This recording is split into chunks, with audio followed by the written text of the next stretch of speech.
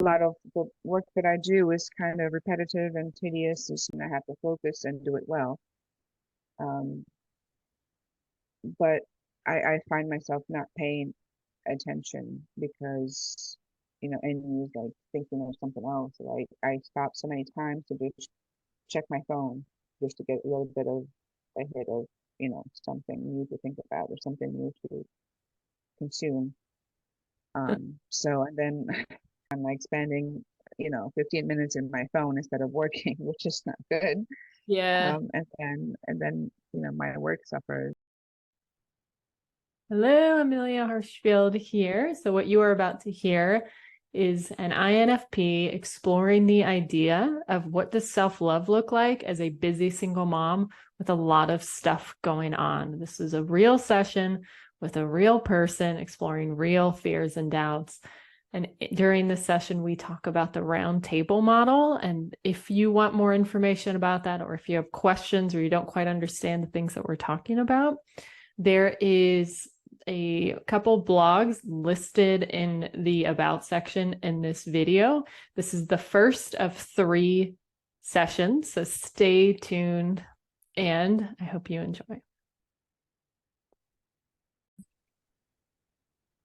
Awesome. So thanks so much for joining. So what do you want to work on today?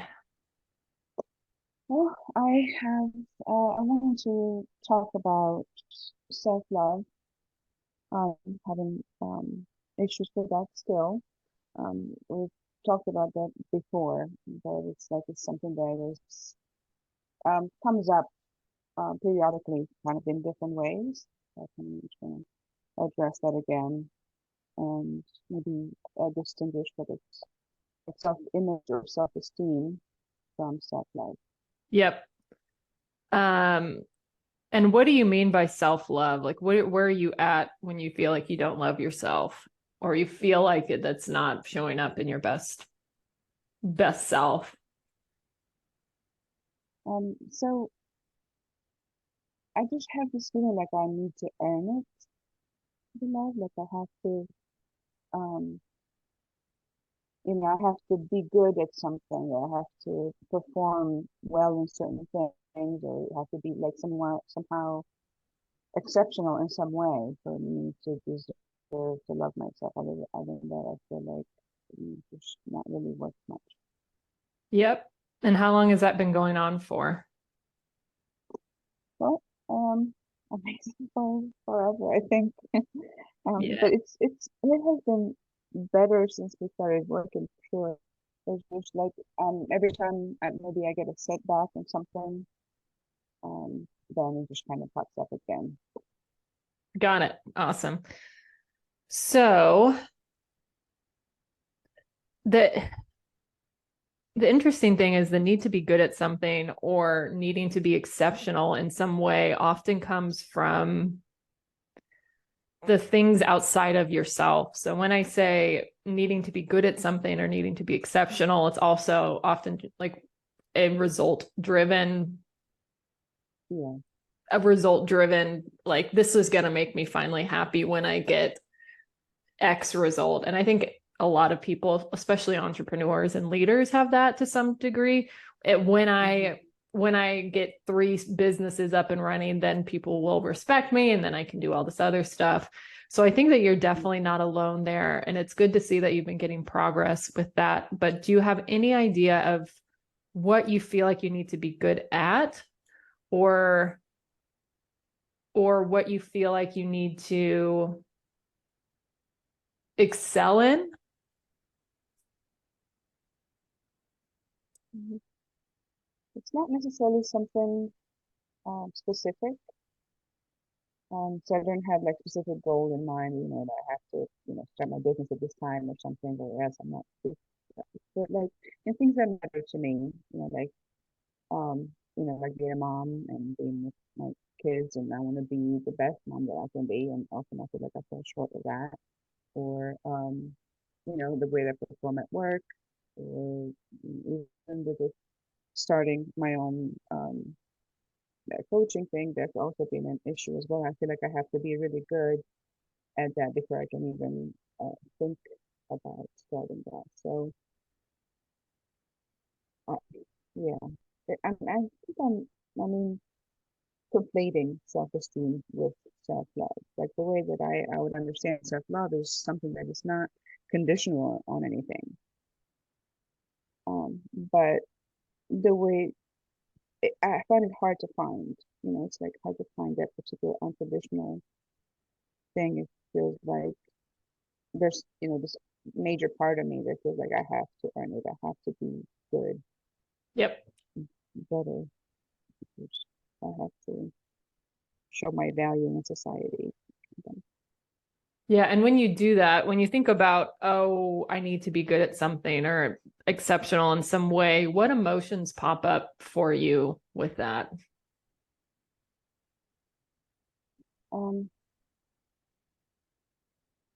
well, I guess I feel inadequate Mm-hmm. or feel, not good enough, I guess. And um, there's also like this um, disappointment in myself.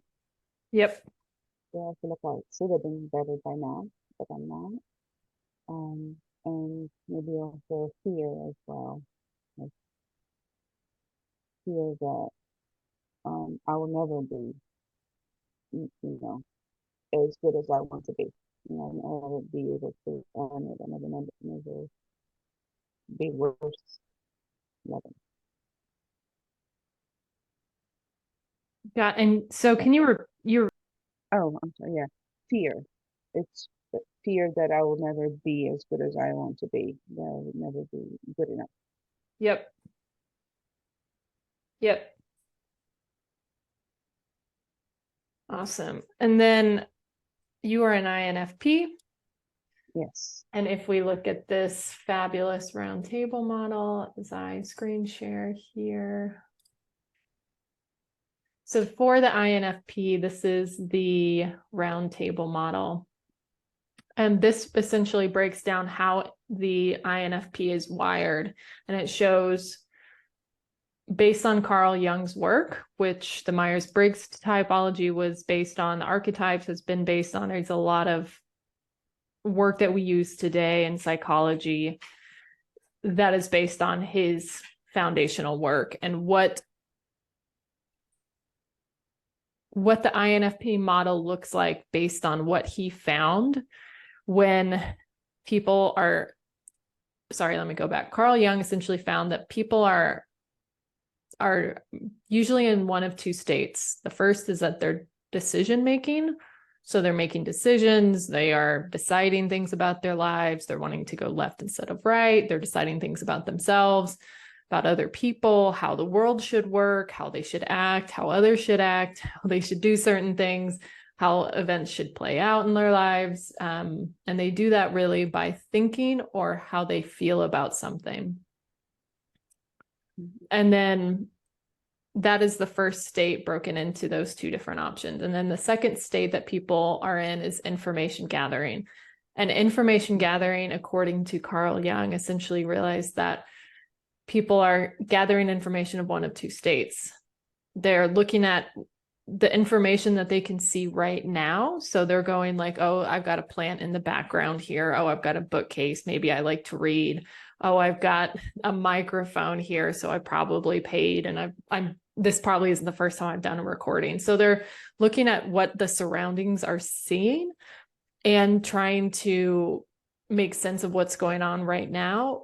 And or they're going into the past and saying, oh, what have I experienced before and what information can I get from that? So gathering information from their senses that way.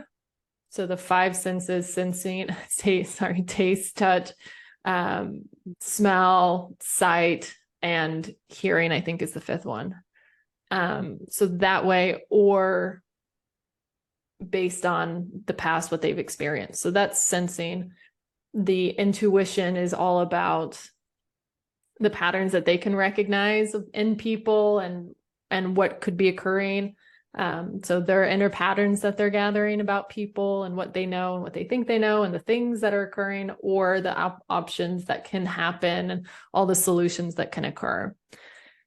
And for the INFP, how all of that breaks down is they lead with the inward facing feeling, which is this adult self here. That means they spend the most time with that part of them.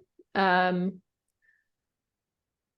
then so that's what they're most comfortable with. They're comfortable with doing things that feels right to them, very much living through their code of standards that they have within themselves, that is kind of their compass through life. And that is very clear within them. They use it the most amount of time. So that's their adult self, what they use the most part and what they're most fluent in.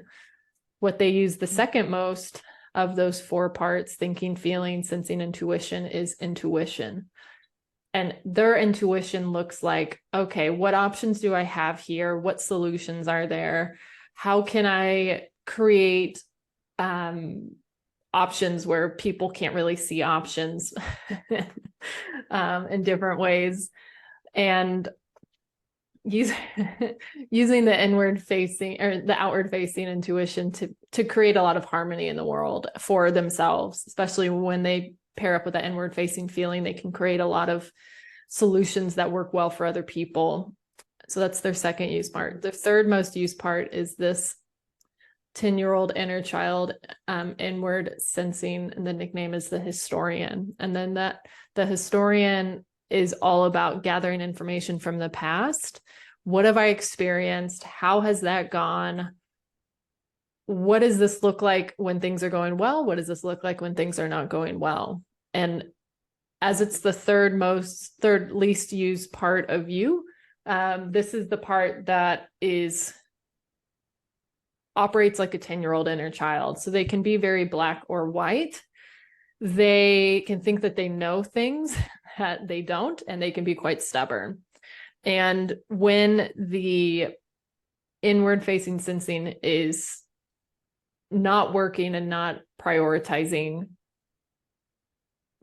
really the function of not when they're not prioritizing what works best for everybody, it's often gathering information from your past in black or white terms. So it can go, oh, this direction that I'm trying to go is all negative, so we don't want to go in that direction. Or, oh, we've seen this before. We know this is going to end up in a way that's costing us, that's going to leave us at the receiving end of all this shit.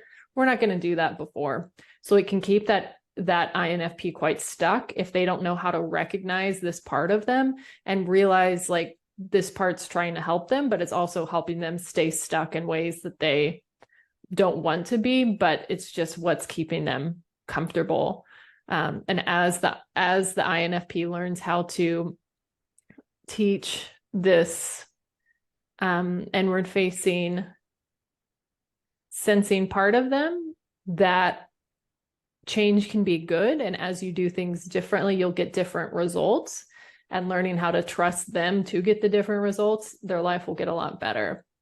And then the 3-year-old inner child for the INFP is the outward facing thinking, nickname of executive. And that part of them loves to organize. It loves to have things be a really really clear pattern and really beautiful process of how A gets to Z. So it's like, what's the simplest steps that I can move something through this really pretty process. So it looks for effectiveness in the world. It looks for how you can be doing things better, how you can make an impact in the world, which INFPs can really struggle with when this part of them, the outward facing thinking in the corner here, when this is unhealthy, it can make them feel like, I'm never going to get there. This isn't ever going to go well. I'm a slob because I haven't achieved X, Y, and Z. It can be quite critical to themselves, and getting them to relax and not take what they're saying personally and realize it might just be something else going on with that outward facing thinking part of them. It can help them relax. It can help them get into a place that they're all working together versus feeling like they're working against each other, which can happen when that outward facing thinking is going on. It's like, I need a plan. I need to know what's going on. I'm not making steps forward. This is shitty. Fuck this. I'm not good enough. People aren't going to love me because I haven't. So that's some of the thoughts that the triggered outward facing thinking can say. So when you talk about feeling inadequate, disappointment, and fear, do you recognize a voice of any four that are specifically afraid with what you're experiencing right now with self-love? Yeah, I mean, the loudest or the one that feels that the most, I think, is company 3-year-old. The, Yep. the executives are feeling like, yeah, like all the things that you described, where just not good enough. But there's also the 10-year-old there, having this sort of um, bringing up all the memories, all the times when I did fall short, or all the times that I was told I was not good enough, Yep. and all the times in the past when I failed. And it just kind of amplifies like this 3-year-old thing.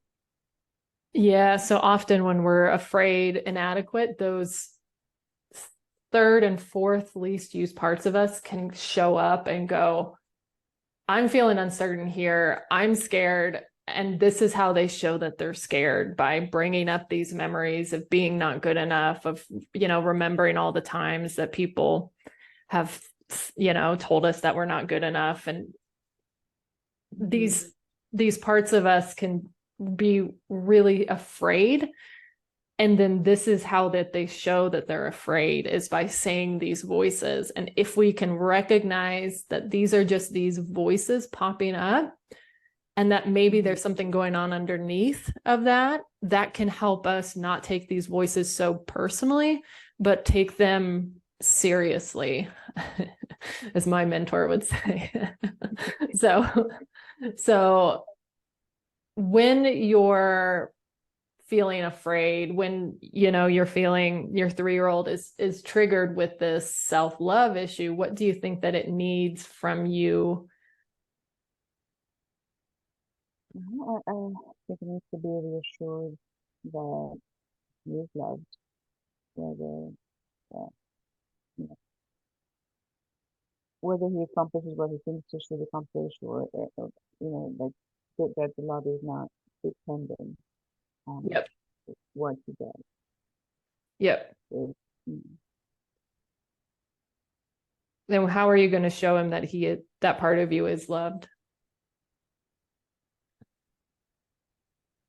um,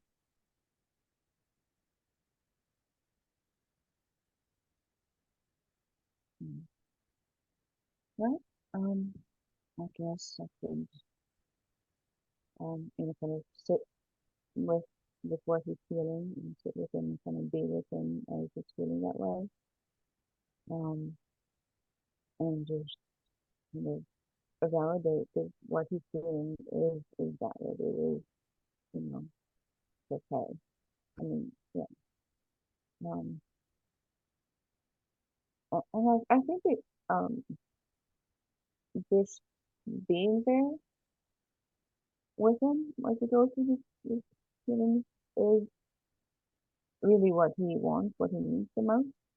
Um, the fear that comes with this, um, being inadequate or not being good enough, is also like the fear of abandonment. Like if I'm not good enough, then people are going to leave me, or they're not want to leave.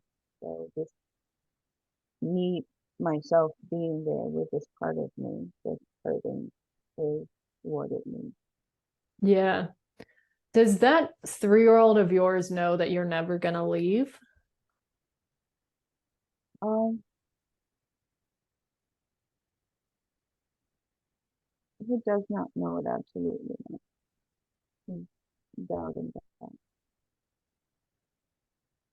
Um, and I guess also with the 10-year-old coming back in there, like I remember those times when, you just checked out and you didn't even, check in with how we're doing, or the other times when you abandon us so you could please other people and all these other things. So, Yeah. yeah, so Priya wants to believe it, but he's not sure. Yeah. And it makes sense that he would, that part of you, and some people consider this parts female or male. And so you've identified this part as a he. Um, this part of you, Always, what'd you say? I'm sorry, it always comes up as a he. Like I didn't consciously say it's a he, but it just always, whenever I talk about him, it's a he automatically. Yeah, nice. Um, so he can, so you're not, so when people are often people pleasing, which is an Mhm. aspect of self-love towards other people, not necessarily you. And because people pleasing and abandonment usually are related to each other, because the more time we're afraid, are we going to get left? We're putting ourselves into positions that usually abandon ourselves because we're so hyped up on what if people leave us, that we leave Yeah. ourselves and behind. And who is usually left behind is this 3-year-old inner child. Um, Mm. Yeah. Mm. what is this part of you thinking right now with what we're saying about him? Um, mm.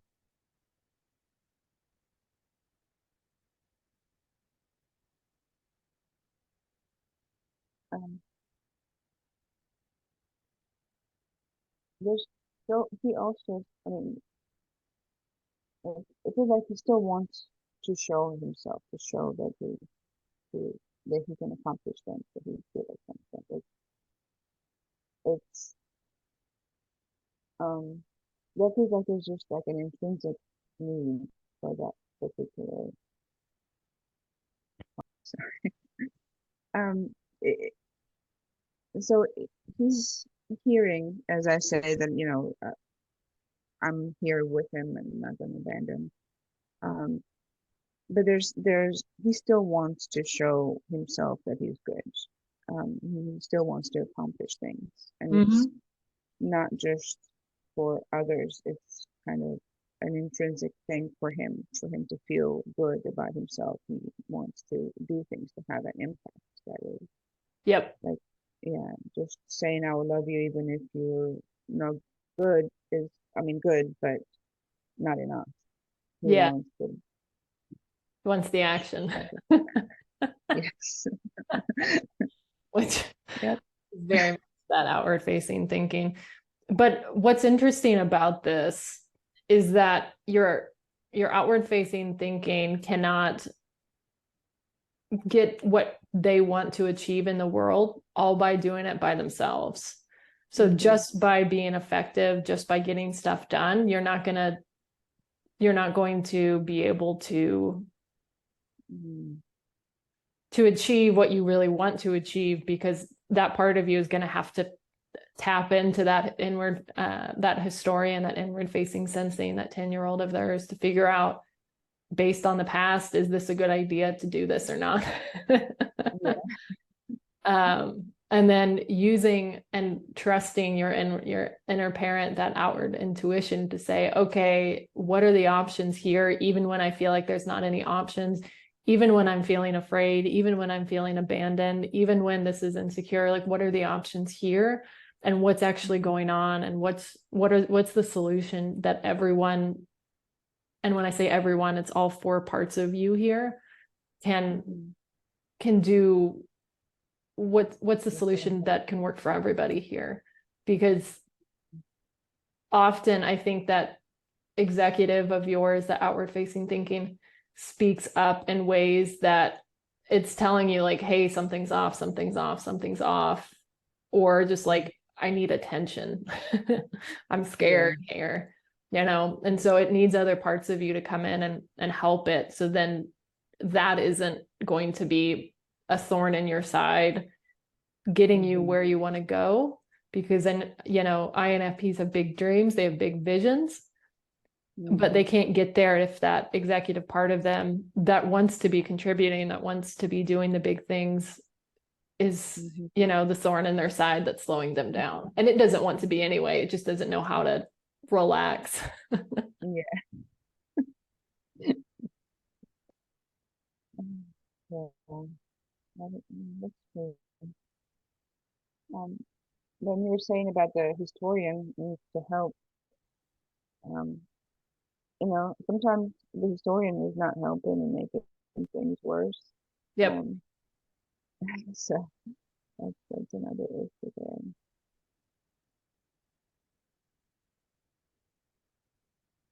Yep. And everyone has this, no matter what Myers-Briggs type they have. Their 10-year-old's going to be a problem. Their 3-year-old's going to be a problem at times. Their inner parent's going to be a problem. Adult self is going to be a problem as well. It's just, how do you stop these unhealthy patterns? So what kind of inner parenting? So how can your outward facing intuition step up its game? So your 10-year-old and your 3-year-old can relax. Um, yeah, I guess it could come up with different options or different ideas for things that um, the 3-year-old can do, and that uh, um, maybe things that are kind of challenging but not too hard at first. To kind of like figure out how to maybe um, work step by step. I think towards it, you know. Because the 3-year-old does want to be challenged, but then it feels like it's so tiny, and then that's fine. So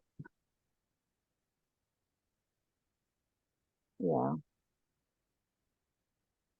I'm kind of going around in circles in my mind right now. Do you have suggestions for me? Sometimes. And the other thing and any can do extroverted intuition when it's in the inner parent is to be not regulated enough, and it can just go, oh, this feels good, I'm just going to keep going, or oh, this seems like it'd be fun, or oh, I can feel a sense of freedom when I do this, I'm just going to go do this. So it can really resist routines that your 3-year-old and your 10-year-old need just to feel secure and feel like you're getting somewhere, versus chasing all these ideas and chasing all these these things that can happen that seem like it'd be fun in the moment and it feels exciting. So it can tap your adult self in there, because you're like, oh, this feels exciting, I feel like I should go do this, this makes a lot of sense. But it can often leave that. I'm sorry. Oh, I was just going to say, it can leave your 10-year-old and 3-year-old behind, kind of rolling their eyes and going like, we're doing this again. Yeah. Oh, no, that's okay. And I can share something personal, a personal result of this, if you would like. Yeah. Sure. So as an INFP, or someone with the INFP model inside of them, I have found that when I have done less of the, oh, I'm just going to chase solutions, or I'm just going to stop chasing information that I could be gathering out there in the world. What's this? What's new? What's this? What's new? The less that I am doing that, the more I'm actually able to move forward things that I need to move forward, but I might be afraid of. So it can be almost like a distraction. Yeah.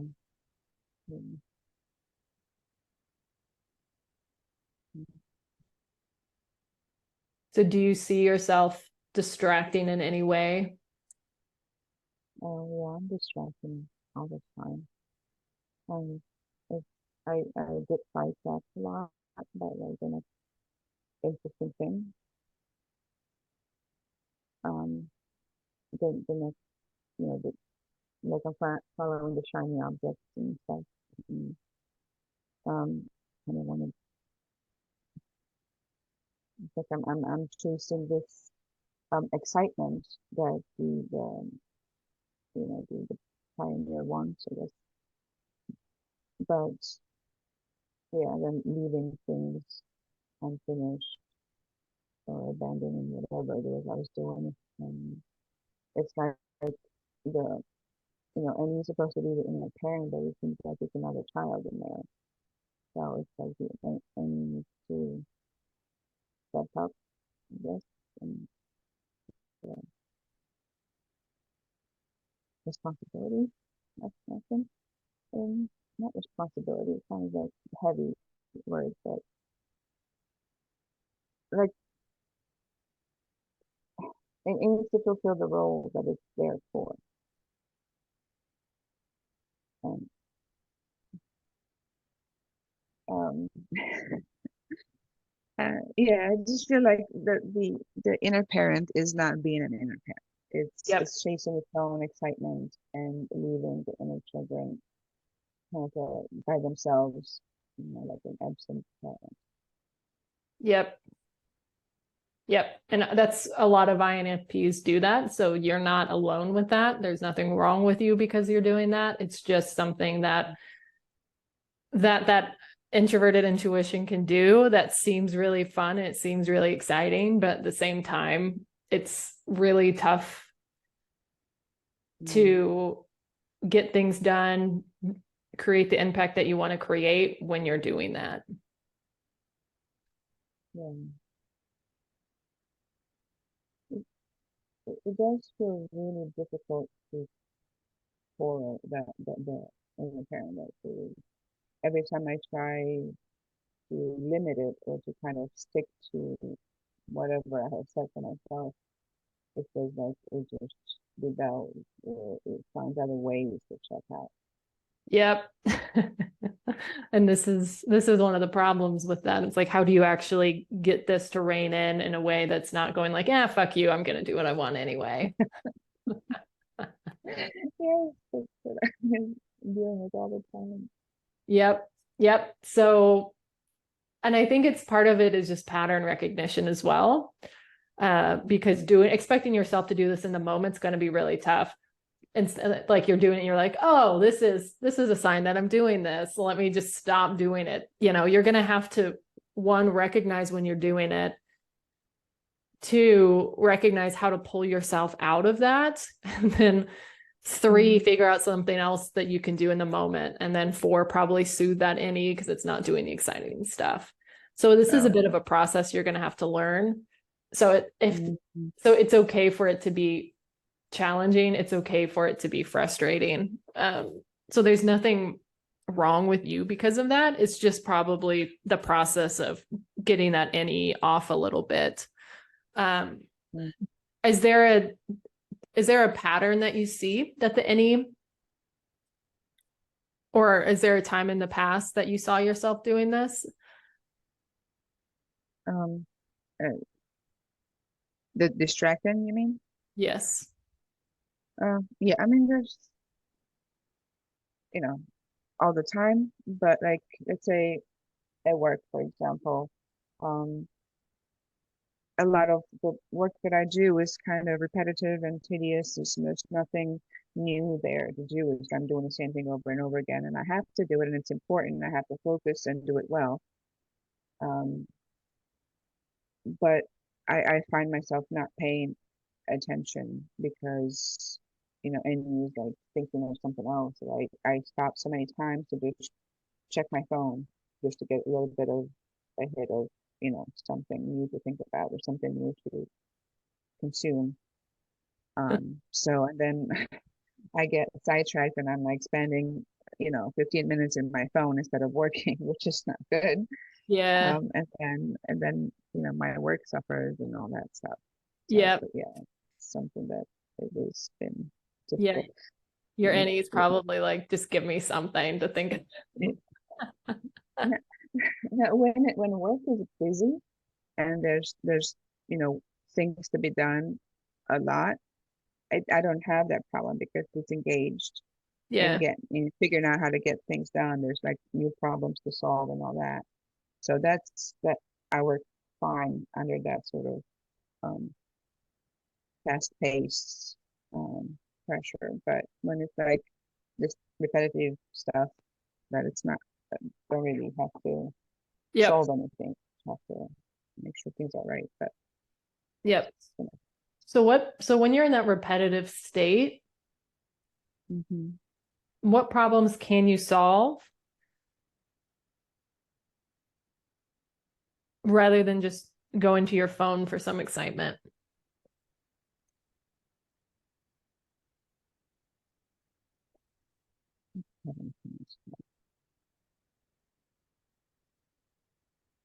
Hmm.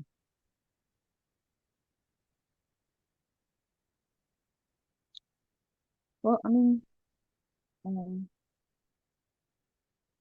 so I could look at each um, little project that I'm doing, even though it's repetitive, it's different for different um, different projects.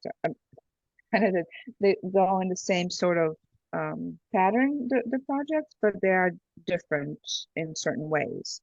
So I could look at it as trying to solve what is wrong with the particular project and what could be different that way.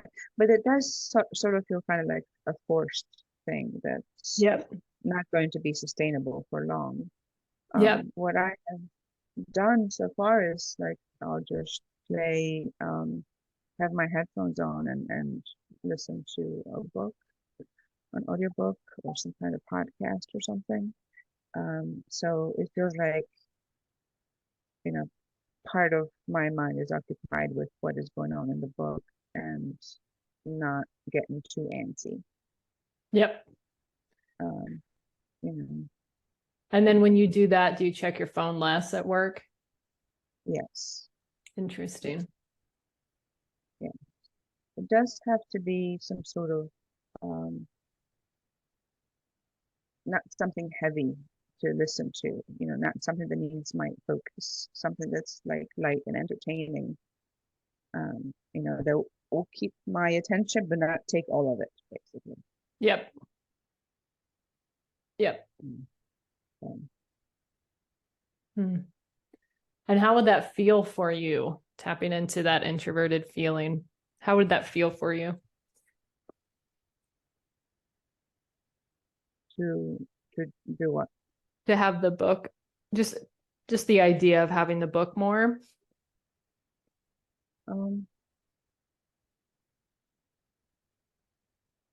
and yeah, I mean, if I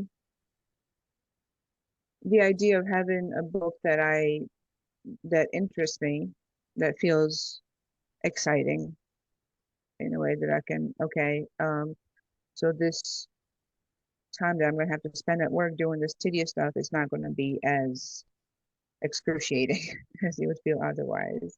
Yep. And I can just, it can adds a little bit of excitement to that because I know I have something to look forward to as far as entertainment. Yep. Yep. Especially that any I could see getting bored with, like, there's nothing here for me to Yeah. there's nothing here for me to that's exciting. That's awesome. That sounds like a good idea. And something came to my mind, solution. Mm-hmm. And I didn't know if this would be interesting or even possible. It's like, do you ever think about your what you need to find solutions for and just seeing what the any can come up during that time? Just in your professional life, personal life, things you're struggling with? Hmm. So you're saying while I'm working to have any kind of thinking about personal problems as well? Is that what you're Yeah, asking? like I can give you an example if that would Okay. be helpful. Yeah. So you could like the next time you're at work, Mm-hmm. you could go in with the idea of I'm just going to possibly think about my TE and figuring out my TE. And what I say TE, it means the extroverted thinking, that 3-year-old Mm-hmm. part of you, that fourth least use part. It's like, I'm just Mm-hmm. going to think about how this part of me can feel more loved, or identifying ways that I'm sabotaging myself by chasing all the stuff, and just letting your mind go as you're doing these repetitive tasks, because these repetitive tasks can actually be really helpful to help bring things out of your mind that you haven't thought of before. Mm-hmm. And I don't know if that'd be helpful or not. That's just something that I thought of. Mm, yeah, no, I'm kind of chewing on it for a bit. Um, so I like the idea. The um, it's, mm, the problem there is that even though the task is repetitive, it does require for me to focus so I do Yep, not make mistakes. got it. Um, so um, to kind of think about solving other problems at the same time, it would take my focus away from the work too much. Yeah, yeah, Uh, yeah, so, but I can kind of mm, like take that time to observe myself maybe, or to observe what's going on internally as I'm doing this, this work. I can like have a conversation with my 3-year-old or 10-year-old at that during that time and see how they're feeling through the stuff. And that could be kind of like a long term, not long term, but like, and you would kind of be engaged there too, trying to see the patterns that are going on and trying to find solutions, but not right that moment. Does that make sense? I think I'm kind yep, of, yep. Because your inward facing sensing loves routine. mm-hmm, So you can absolutely bring that out. mm, You can tell your extroverted thinking or your extroverted intuition, like, thank you. I appreciate your desire to change and find these new solutions and keep going and looking for the next frontier and the next aha moment. But at the same time, I'm going to just sit with my inward facing sensing and just enjoy the same tasks. And that part of you might be like, oh my God, this is so great. that is actually something that I have not tried before. So, yeah, I think I've just been too wrapped up in how my inner parent feels that it's boring Yep. rather than uh, checking in with the other one to see how they're thinking of that. And I bet the 3-year-old likes that too because it's like every time I complete one thing, it's like a check mark and something that I was done, you know, Yep. accomplished. Yep. Let's edit this part out. Okay, so we are about done. So how are you feeling right now with today and the self-love topic and insights about that? How are you feeling Mhm. about it? It feels good. Well, that's a very nondescript word, but um, um, I guess what's coming up is the word hopeful, and there is some excitement there too. So it's like the other parent got something to chew on and figure out. And Mm, then my 3-year-old did get some comfort for me just saying what he's feeling. That is comforting. Yeah, Good. I think that's what it is. And then 10-year-old, um, he's grumpy a little bit. I don't know why I'm saying grumpy, but he's hard to please. You said your historian is hard to please. Yes. Yeah, that part can be uncertain of change, and it can be uncertain of Mhm. things going forward that are different. So it's okay that that part's a little grumpy right now. Yeah. Skeptical, I think. Skeptical is maybe a Yeah. better word. So what's interesting is as the inner parent, your outward facing intuition reins in a little bit, it will allow you to gather more information with that inward facing sensing. So this part of you can start playing a more active role. Mhm. And gathering information you'll need to check and make sure the information that this part is going to be good for you. And this might come later. But it's not like this is all bad or this is all going to be horrible. It's like, okay, like tell me actually like what's going on. Like, do you want to continue this? Do you not want to continue this option with this person? Do you want to, how is this going? Should we keep doing this? Should we not? So it Yeah. can help you use the information from your past to Mhm. help steer your future. So instead of just going like, what's the next horizon and just getting that information with that outward facing Yeah. intuition, that inner parent, Mhm. it can play a critical role in really getting where you want to go, Mhm. because that's going to be necessary to get that those dreams of your 3-year-old inner child, that outward facing thinking, actualized and Yeah. realized. So cool. Would you Okay. like your homework? Oh, yay. Yes. Okay. Your homework until next session is to identify once a day, once a day to Mhm. look at in the past day and look at if you were distracted at any point in the past day and just observe information around this. So it sounds like it might be using your historian, that 10-year-old inner child of yours. Look at in the past Mhm. day, figure out where you were off distracting yourself, and start to gather information as to like what happened before. So Mhm. what triggered your inner parent to want to go like, I'm just going to go check out for a while because this seems interesting and fun. Mhm. Okay. How Okay. does that That's feel? interesting. Intriguing. That's what it feels. I don't know if is that a feeling word or is that a thinking word? Intriguing. Intriguing. I think intriguing, although I said I think intriguing can be a feeling.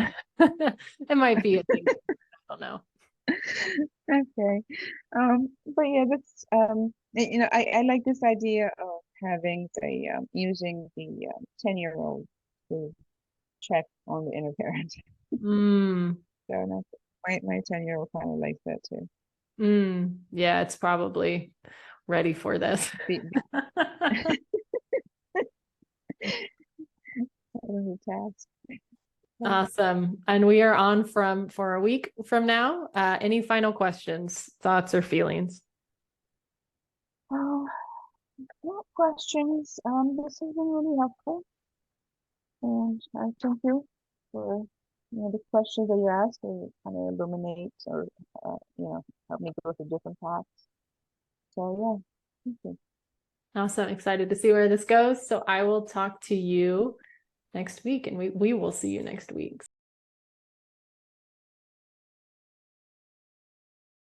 This.